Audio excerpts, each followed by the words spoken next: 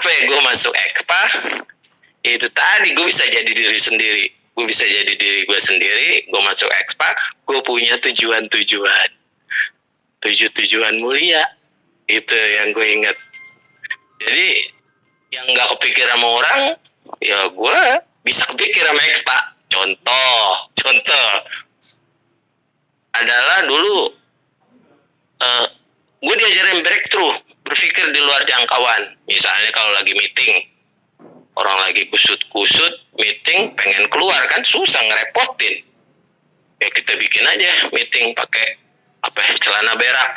Jadi kalau ada orang yang mau meeting izin keluar, kagak boleh, kasih celana, lu meeting tetap. Pemikiran itu gue dapet saat gue bergaul sama anak Expa. Jadi pemikiran breakthrough di luar jangkauan ada di Expa. Sampai terakhir gue disuruh jadi Expa bagian sophisticated produk. Ya produk apa aja? Spanduk. Ya supaya spanduk kan supaya gampang dilihat. Ya bentuknya kolor gitu, gede, tulis apa kayak gitu tentang Expa Green Belt. Nah, pemikiran di luar jangkauan manusia, jangkauan orang berpikir itu yang menyebabkan gue pengen banget terus bergaul sama anak Expa. Ada 2 mimpi yang belum terlaksana. 1 Green Belt. Green Belt ini sebuah program bikin batas hutan. Jadi kenapa bikin Green Belt? Ya supaya petani nih, para petani yang kadang-kadang kekurangan lahan terus bikin naik, dia kagak tahu yang sedang dia garap itu adalah hutan. Jadi anak Expa punya ide bikin batas hutan. Batasnya apa ya? Pohon bambu. Jadi kalau petani kita ajarin tuh ya Pak, para petani supaya kita kagak kebanjiran gitu ya. Nah, kita perlu punya pikiran jauh gitu. Jangan merambah hutan. Sampai tahu mana kita tahu ini hutan apa kagak, kita buat namanya garis batas. Garis batas itu kita sebut sebagai Green Belt. Dulu sih ceritanya garis batasnya adalah bambu, pohon bambu yang gede-gede. Jadi kita ajarin petani situ untuk paham jangan merambah hutan. Itu contoh. Itu Expa yang gue pengen di masa datang. Expa zaman dulu udah dia lupain dah. Sejarah-sejarah Expa. Nah, ini yang gue juga pengen cerita sama lo. Kita nggak usah malu ngomong yang buruk-buruk tentang Expa. Jadi selain bicara tentang kebaikan Expa, kita harus juga bicara tentang keburukan sisi Expa. Kita ungkapin sisi Expa itu dan perubahan dari buruk menjadi baik. Itu yang gue bilang gak usah ditutup-tutupin. Kalau tujuannya baik, banyak orang batuk. Semoga apa yang pengen didapat dari bikin buku ini bisa benar-benar tercapai. Bini gue batuk, harus diperhatiin kalau bini batuk. Gue yang dulu juga gila ternyata gue bisa masuk Expa. Gue bisa jadi orang yang berpikir benar juga. Expa ya bagian dari hidup gue. Bener. Kerja tulus, kerja keras. Expa kerja keras. Nggak usah banyak ngomong. Hajar, kerjain, deliver, sampai. Jadi teori planning, organizing, actuating, controlling.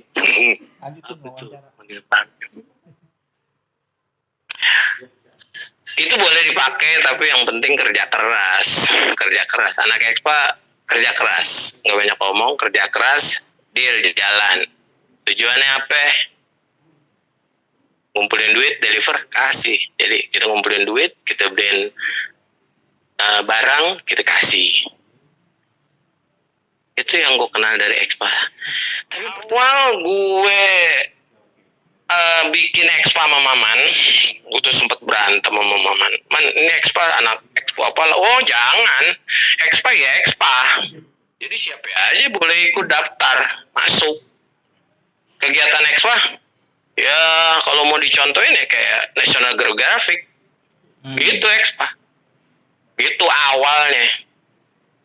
Sempet ya Impian harus gede dulu. Mulai dari mana ya? Ya impian yang gede. National Geographic, kita harus punya televisi Expa. Kita harus punya majalah Expa. Expa is nama. Kebetulan nama aja nama. Awalnya tuh Expa tuh nama. Tapi berkembang memang jadi fokusnya ke anak Expo Apala.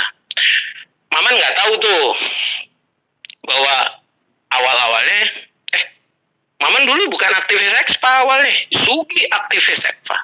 Sugi. Jadi Expa ngumpul, anak-anak Puapala ngumpul jadi Expa gitu kan. Maman FPTI, Federasi Panjat Tebing Indonesia di Bandung. Dia masuk ke Jakarta. Ya juga nggak sengaja gue.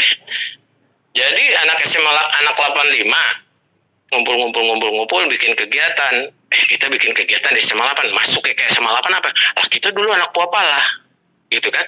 Gimana kita bisa ngajak anak-anak SMA 8 ikut dalam kegiatan sosial kita nih, suntikan gratis melalui Expa aja, kita kan Puapala. Itu awalnya. Jadi gue ajak Idom. Nah, Idom. Jadi anak-anak bilang, Expa yang mana? Yang gue kenal Expa Idom, tapi gue nggak tahu Expa itu apa di situ gitu. Yang gue tahu Expa Idom. Jadi kita Semanda 85 sama Expa gitu aja, kerja sama. Expa yang mana? Ya entah, Idom aja panggil tuh kan Expa. Nah dari Idom yang bagus hubungannya sama anak Puapala, gue bisa dapetin anak Puapala. Itu awal kenapa muncul ide mengaktifkan Expa lagi di poin itu. Jadi udah lama Expa nggak punya kegiatan. Itu dari Idom tuh 88 sampai 95 ada dia berhenti di 95, 96 nah, muncul lagi sama gue di 98. Idom gue masukin, gue belum fokus ke Expa, masih gue fokus ke Semanda 85, penguatan di Semanda 85. Tapi Maman berpikir tentang kita Expa kita kuatin, tapi Expa bukan anak Expo apalah, tapi Expa ya Expa. Lah kalau bilang anak Puapala kecil, kita nggak gede-gede. Anak SMA 8 alumni boleh masuk Expa. Orang luar mau masuk Expa silakan. Konon contohnya, itu sebetulnya idenya muncul pertanyaan dari konon anak Expa karya guna, bagaimana dong? Oh iya, jadi siapa aja boleh masuk Expa. Awalnya di situ pemikirannya. Berkembang ya. Acing yang paling bikin gue kegiatan gue ampun-ampunan. Acing salah satu apa ya, kerja nggak berhenti udah disiplin aja dah sama dia dah gitu. Kalau Acing ngomong gitu udah diturut aja. Yudis paling nggak, lu tahu kan di Acing. Oh ya udah kita kerjain, itu bagus kok. Nah di situ muncul semangat terus. Udah nggak berpikir lagi Expa seperti apa, udah kerjainnya kerja sosial muncul orang baru nambahin ide. Acing punya ide-ide bikin apa tapi pipanisasi. Oh bener, udah jalan gitu. Nah, dari sekian lama gue turutin ya, kita udah punya impian-impian gede tentang Expa. Ternyata akhirnya kita kepentok juga. Akhirnya gue setuju sama pendapatnya. Gue nggak punya pendapat sendiri. Odot, gue ini tukang jiplak ya. Gue ngomong gue aja kenceng. Gue ngomong aja kenceng. Cuma cara ngedeliver aja lucu gitu, jadi orang bisa terima itu omongan keong. Padahal bukan, gue terinspirasi sama orang dan omongan itu yang gue kencengin ya, itu kedengeran omongan keong. Gue setuju sama pendapat Ical, semoga Allah merahmatinya. Expa nggak usah gede-gede, kagak. Jadi berbeda dengan pendapat Maman. Expa nggak usah gede-gede, kita main aja sama anak Expa, sehat-sehat, nyari duit jangan di Expa. Jangan nyari duit di Expa. Jangan tuh Expa gede. Kenapa? Nyari duit tuh di BASF. Gitu. Nyari duit di BASF. Jangan sekali-sekali nyari duit di Expa atau membesarkan Expa sehingga Expa bisa menghasilkan duit buat gue. No. Gue setuju sama pendapat Ica. Dan ini juga ternyata link dengan pendapatnya Danar. Jangan nyari duit. Udah, kita punya duit, masukin tuh, bagi-bagi melalui Expa. Wah, cakep. Dilembagakan, kagak usah. Danar nggak ngomong gitu, tapi gue berpendapat seperti itu. Jadi, namun berbeda pendapat. Lah, kalau kita kagak punya lembaga, kita bagaimana kerjasamanya? Nah, itu kebenturnya tuh, di situ kebenturnya. Akhirnya butuh juga dibuat lembaga. Ya udah bikin lembaga aja. Dan benar, untuk setelah mendapat lembaga agar mudah dapetin komunikasi, kan ada lembaga hukum, tanah hukum. Tapi kalau gue ditanya expa buat seperti apa, gue jawaban keong adalah gue jiplak jawabannya Ical. Gue segede-gede tempat kita main camping, happy lucu-lucu. Nah itu, dan itu benar menurut gue. Itu yang gue bikin ya gue happy gitu. Kalau gue udah diingini oleh expa menghasilkan uang, hubungannya udah ekonomis, itu profesional. Gak bisa lo harus profesional itu di situ. Nah, namun gue cuma sendiri, kan itu expa grup gitu. Yang pendapat itu supaya gampang gue pemimpin maunya apa. Itu teknik gue seperti itu. Pemimpin maunya apa, ketua expa maunya apa. Begitu ya ikutin, dia kan udah kepemimpin, ikutin aja. Badan hukum, ayo badan hukum gitu. Nyari duit, begitu gue disuruh bisnis melalui expa, enggak, silakan lo gitu.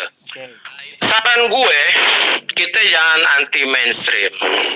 Jadi logika yang sering gue pakai dari Jambore atau apa, gue cuman amati apa yang lagi ngetren, tiru, modifikasi. Amati, oh ada kegiatan yang cakep nih gitu, orang udah tahu bahwa kegiatan itu cakep, gue amati, gue tiru kegiatan itu, lalu gue modifikasi, gue deliver di komunitas gue. Iya, ATM, udah pakai ATM aja, lu nggak usah bikin yang aneh-aneh, bikin gue anti mainstream, gue mah idealis gitu ya, gue bikin yang begini khusus untuk expa atau khusus untuk CKT channel, kagak ada gunanya, serius. Lu yang lu tuju apaan sih? Popularitas mah udah mainstream, udah sama aja bos. Semua orang udah jadi pelawak. Semua lu lihat aja tuh, yang penyanyi jadi pelawak, yang jadi penyiar jadi pelawak. Jadi bikin kegiatan yang lucu aja. Kalau lo nggak mau mendokumentasikan kan nggak mesti serius. Mendokumentasikan yang ada. Jadi ditanya ya yang lucu-lucu. Gitu, tapi nggak keluar dari platformnya. Kan setelah didokumentasikan, kan lo harus kasih tahu dokumentasi lo. Nggak mungkin lo dokumentasi lo simpen. Mana ada orang yang mau baca, lihat gitu. Kalau dokumentasi itu kagak menarik gitu.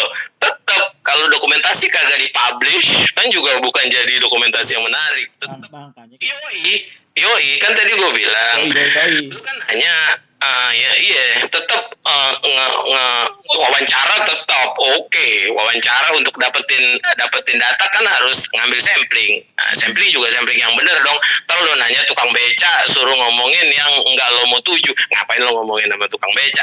Kan ada orang-orang tokoh-tokoh yang mau lu kan udah punya mainstream ya, ujung dari ujung nih lo ya, dari tahun 81 kayak gini, gue pengen dapet